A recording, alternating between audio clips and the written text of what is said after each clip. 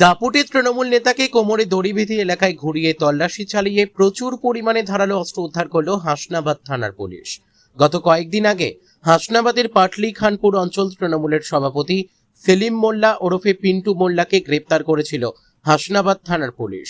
তাকে পুলিশি হেফাজতে নিয়ে তদন্ত শুরু করেছে হাসনাবাদ থানার পুলিশ। তার কোমরে আজ দড়ি বেঁধে পাটলি খানপুর এলাকায় তল্লাশি চালায় হাসনাবাদ থানার পুলিশ। তল্লাশি চালিয়ে পঞ্চায়েতের 3টি ঘর থেকে বেশ কিছু ধারালো অস্ত্র উদ্ধার করেছে।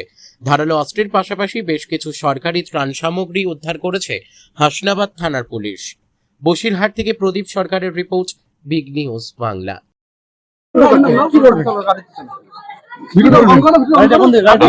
আমাকে ফাঁসানো হচ্ছে, আমাকে ফাঁসানো হচ্ছে। পাশাপাশি আপনি কি করতেন? আপনি রাজনীতির পাশাপাশি কি করতেন? টুকটাক ব্যবসা বাণিজ্য করি। আপনি এত বড় বাড়ি, দুটো গাড়ি আপনি মানে কি করে করলেন? আমাদের 10-15 বিঘা জমি আছে। আচ্ছা, আমাদের বাপের 35 সম্পত্তি আমার বাবা করে থুই গেছে। হ্যাঁ, ঠিক আছে। অনেকে তো বলছে সব নাকি দুর্নীতি টাকা। পিন্টু মোল্লার 1 টাকার দুর্নীতি কেউ দিতে পারবে না। আমি স্বচ্ছ রাজনীতি করা লোক, আমি কাউকে ঠকিয়ে বা আমরা সেই ধরনের মাফিক লিডার না। আমি 23 সালে আমাকে দায়িত্ব দিয়েছে দল, 2 বছর আমি দায়িত্ব পেয়েছি। ঠিক আছে, আমি 1 টাকার দুর্নীতির আজ পিন্টু মোল্লা। আপনার কোমরে আজকে দড়ি কেন?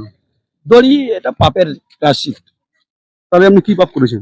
কি পাপ করেছি ভগবান জানে। এলাকা তো অনেকে বলছে আপনি নাকি পাথর কাটিয়েছিলেন।